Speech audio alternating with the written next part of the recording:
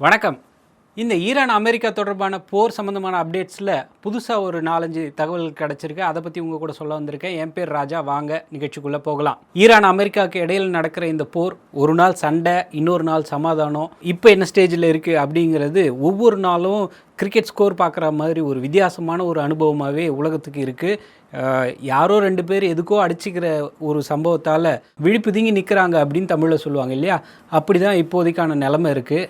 Case வருமா வராதா, அப்புறம் பெட்ரோல்லாம் போதுமான அளவுக்கு இருக்கா, வண்டிக்கெல்லாம் டேங்க் ஃபில் பண்ணணுமா, இந்த மாதிரியான கேள்விகள் டெய்லி ஒரு பதட்டத்திலேயே வச்சுருக்காங்க அப்படின்னே நம்ம சொல்லலாம். ஏற்கனவே இந்த இஸ்லாமாபாத்தில் ஜேடி வான்ஸும் அப்புறம் ஈரானை சேர்ந்தவங்களும் சேர்ந்து பாகிஸ்தானோட இஸ்லாமாபாத்தில் உட்காந்து பேசிக்கிட்டே இருக்காங்க. 21 மணி நேரம் பேசினாங்க. கடைசியில் நோ டீல் அப்படின்ட்டு போயிட்டாங்க. 2வது கட்ட பேச்சுவார்த்தைக்கு 2 நாடுகளும் தயாராகிறாங்க.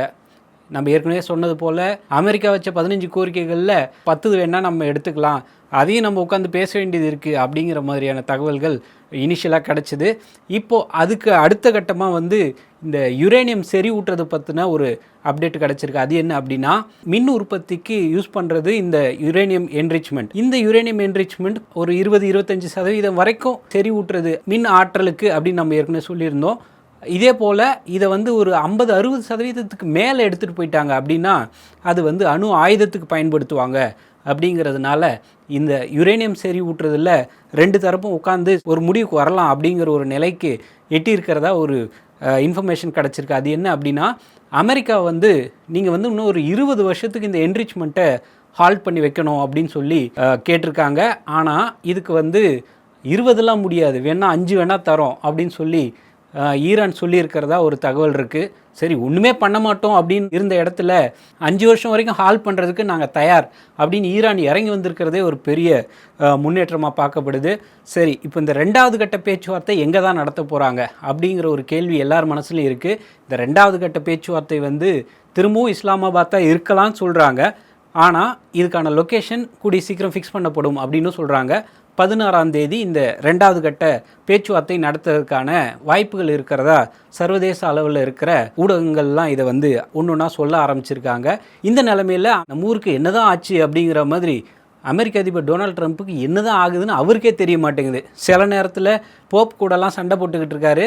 ஒரு அமைதி, அப்புறம் நாட்டில் எந்த பிரச்சனையும் இருக்கக்கூடாது அப்படிங்கிறது தான் போப் அப்படிங்கிறவங்களுடைய முக்கியமான ஒரு கோரிக்கையாக இருக்குது எல்லா காலகட்டங்கள்லேயும். அப்பேற்பட்ட போப்பையே இவர் வம்பு இழுத்துக்கிட்டு இருக்காரு. நீங்கள் ஏன் இப்படி பேசுகிறீங்க, நீங்கள் அப்படி பேசக்கூடாது அப்படின்லாம் சொல்லி கடுமையாக விமர்சித்து சோஷியல் மீடியாவில் ட்ரூத் சமூக வலைதளங்களில் அவர் பயங்கர ஆக்டிவாக இருக்கார். ஒரு குறிப்பிட்ட வயசுக்கு மேலே போச்சுன்னா நம்ம என்ன யோசிக்கிறோன்னு தெரியாது, மறந்து போயிடும் அப்படின்னு சொல்லுவாங்க இல்லையா? அந்த மாதிரியான ஒரு சூழ்நிலையில் அமெரிக்க அதிபர் டொனால்ட் ட்ரம்ப் இப்போ தொடர்ச்சியான பதிவுகள் போட்டுக்கிட்டே இருக்கார்.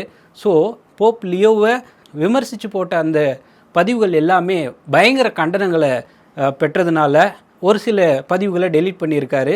இதனால் ஒரு அமைதியான சூழ்நிலை நிலவுது. இப்படிப்பட்ட அமெரிக்க அதிபர் டொனால்ட் ட்ரம்ப் தான் இந்த ஈரான் சம்மந்தமாக சும்மா இல்லாமல் எதையாவது ஒன்று போட்டுக்கிட்டே இருக்கார்.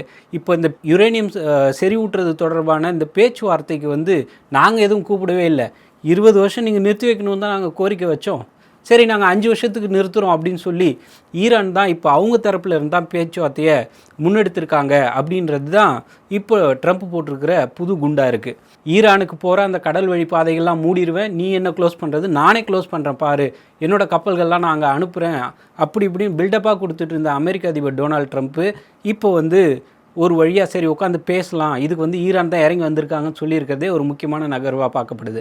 சரி, இது ஒரு பக்கம் இருக்கும்போது இஸ்ரேலுக்கும் லெபனானுக்கும் இடையில ஒரு சண்டையும் நடந்துக்கிட்டு இருக்கு. அது ஒரு சப் போர் அப்படின்னு சொல்லலாம். 2 நாடுகள், அதாவது இஸ்ரேலும் லெபனானும் அடிச்சுக்கிற இந்த போர் அதுவும் ரொம்ப முக்கியமான காலகட்டத்தை எட்டியிருக்கு அப்படிங்கிறது தான் நம்ம கவனிக்க வேண்டியது இருக்குது. இந்த நிலைமையில் மொசாட் அப்படின்னு ஒரு அமைப்பு இருக்குது. அந்த மொசாட் அமைப்புடைய புதிய சீஃப் ஒருத்தரை அப்பாயிண்ட் பண்ணியிருக்காரு இஸ்ரேலுடைய பிரதமர் பெஞ்சமின் நெத்தன்யாஹூ. இந்த மொசாட் தான் உலகத்திலேயே ரொம்ப ஒரு மாதிரி மோசமான, ரொம்ப கிரிமினலான இன்டெலிஜென்ஸ் இருக்கிற ஒரு அமைப்பு அப்படின்னு நம்ம சொல்லலாம். இந்த மொசாட்டுக்கு புது தலைவர் போட்டிருக்கிறதே உலக நாடுகளை ஒரு மாதிரி ஷாக் பண்ணி பார்த்துருக்கு. லெபனானில் இருக்கிற அந்த கிளர்ச்சியாளர்களை எப்படி இவங்க அட்டாக் பண்ண போகிறாங்க அப்படிங்கிறது மொசாட்டுக்கு ஒரு தனி ஸ்கெட்ச் வச்சுருப்பாங்க. அந்த ஸ்கெட்ச் என்ன அப்படிங்கிறது தான் இப்போ அடுத்த கட்ட கேள்வியாக இருக்குது. இதுக்கப்புறமா இஸ்ரேல் என்ன சொல்கிறாங்கன்னா, லெபனானில் இருக்கிற ஹெஸ்புல்லா அப்படிங்கிற அமைப்பை நாங்கள் அட்டாக் பண்ணுறதா சொன்னோம். ஆமாம், நாங்கள் அட்டாக் பண்ணோம். அதில் வந்து ஹெஸ்புல்லாவை சேர்ந்த 250க்கு மேலே அவங்க ட்ரெயின் பண்ண அந்த போராளிகளையே நாங்கள் வீழ்த்திட்டோம் அப்படின்னு சொல்லி இஸ்ரேல் தரப்பு சொன்னாலும், ஹெஸ்புல்லா தரப்பில் வந்து நாங்கள் இங்கேருந்து ஃபயர் பண்ண எங்களுடைய ராக்கெட்ஸ் ஒரு 10 ராக்கெட்டுக்கிட்ட அங்கே போயிடுச்சு, அவங்களால அதை சரியாக வீழ்த்த முடியல அப்படிங்கிறது தான் லெபனான் தரப்பில் சொல்கிற ஒரு முக்கியமான தகவலாக இருக்குது. சரி, இந்த 2 தகவல்களும் போர் ரிலேட்டடானது. அதாவது ஈரான், அமெரிக்கா, அப்புறம் இஸ்ரேல் லெபனானுக்கு இடையில் நடக்கிற அங்கே என்ன கல நிலவரமோ அதை நம்ம சொல்லியிருந்தோம். இதுக்கு அடுத்தபடியாக ஈரானுடைய போர்னால் இந்தியாவில் ஒரு பெரிய பிரச்சனை வரப்போகுது. இந்தியாவுக்கு என்ன பாதிப்பு அப்படின்னா, இந்தியாவில் இப்போதைக்கு சராசரியாக வறுமையின் பிடியில் இருக்கிறவங்க, ரொம்ப ஏழ்மையாக இருக்கிறவங்களோட எண்ணிக்கை வந்து 4 லட்சமாக இருக்குது அப்படின்னு ஒரு கணக்கு எடுத்திருக்காங்க. இது நம்ம எடுக்கலை, யுனைடெட் நேஷன்ஸுங்கிற அமைப்பு தான் இதை எடுத்திருக்காங்க. அந்த யுனைடெட் நேஷன்ஸ் சொல்லியிருக்கிற தரவு என்ன அப்படின்னா, இப்போதைக்கு இந்த வறுமையின் பிடியில் இருக்கிறவங்களோட எண்ணிக்கை வெறும் 4 லட்சமாக இருக்குது. இப்போ இந்த ஈரானும் அமெரிக்காவும் போரை இன்னும் கண்டினியூ பண்ணிக்கிட்டே இருந்தாங்க அப்படின்னா இந்த எண்ணிக்கை கூடிய சீக்கிரம் கிட்டத்தட்ட 5 மடங்குக்கும் அதிகமாக கூட, சரியாக சொல்லணும்னா 25 லட்சம் பேர் வந்து இந்த வறுமையின் பிடியில் தள்ளப்படுவாங்க, ரொம்ப ஏழையான நிலைமைக்கு போயிடுவாங்க. இப்போவே இந்தியாவில் கேஸ் இல்லாமல் நிறைய இடங்களில் தொழில்கள் இல்லை, நிறைய எக்கனாமி பாதிக்கப்பட்டிருக்கு. இந்த பிரச்சனைகளுக்கெல்லாம் எப்போ விடிவு கிடைக்கும் அப்படின்னு நம்ம யோசிச்சுட்டு இருக்கும்போது இது ஒன்றும் இப்போதைக்கு முடிகிற மாதிரி தெரியல. அப்படிங்கிறதுனால யுஎன்ஏ உள்ளே இறங்கி இதில் என்ன பிரச்சனை இருக்குது, அதில் ஆசியாலையும் பசிபிக்லேயும் என்ன பிரச்சனை இருக்குது அப்படின்னு சொல்லி ஒரு கணிப்பை வெளியிட்டிருக்காங்க. இந்த கணிப்பில் தான் இந்த தகவல் சொல்லியிருக்காங்க. இந்தியாவில் 4 லட்சம் பேர் இப்போ ஏழையாக இருக்காங்க அப்படின்னா இன்னும் இந்த எண்ணிக்கை 25 லட்சமாக மாறக்கூடும் அப்படிங்கிறது தான் அவங்க கொடுத்துருக்கிற ஒரு புள்ளி விவரம். இது இந்தியாவை மட்டும் பாதிக்காது, சைனாவையும் இது ரொம்ப பெருசாக பாதிக்கும் அப்படிங்கிறது தான் அந்த புள்ளி விவரமாக இருக்குது. சைனாவில் இந்த பாதிப்பு ஏற்கனவே ஏழையாக இருக்கிற 1.5 லட்சம் பேரை இது இன்னும் இந்த நம்பர்ஸ் வந்து 6.5 லட்சமாக உயர்த்தக்கூடும் அப்படிங்கிற அந்த யுஎனோட அறிக்கை கணிப்பு சொல்லியிருக்காங்க. சரி, இந்த 3 தகவல்கள் மட்டும் இல்லாமல் அடுத்ததாக வந்து ஒரு ஹெல்த் சம்மந்தப்பட்ட ஒரு செய்தி இருக்குது. உலகத்தில் 1990க்கு பிறகு 2023க்குள்ளார இந்த காலகட்டத்தில் மட்டும் இந்த லிவர் சம்பந்தமான பிரச்சனைகள் உலக அளவில் ரொம்ப கணிசமாக ஏறி இருக்கு அப்படிங்கிற ஒரு அதிர்ச்சி தரக்கூடிய ஒரு புள்ளி விவரம் ரிலீஸ் பண்ணியிருக்காங்க. லான்செட் அப்படிங்கிற ஒரு மருத்துவ இதழ் இருக்குது. இந்த லான்செட் அப்படிங்கிற அமைப்பு என்ன சொல்லியிருக்காங்கன்னா, metabolic dysfunction associated steatotic liver disease MDASLD அப்படிங்கிற இந்த நோய்க்கு பேர். இது ஏதோ பெருசாக கோட்வேர்ட் மாதிரி நீங்கள் யோசிக்காதீங்க. இந்த குறிப்பிட்ட இந்த நோய் என்னவா இருக்குது அப்படின்னு பார்த்தீங்கன்னா, உங்களுக்கு போதுமான அளவுக்கு செரிமானம் நடக்கலை.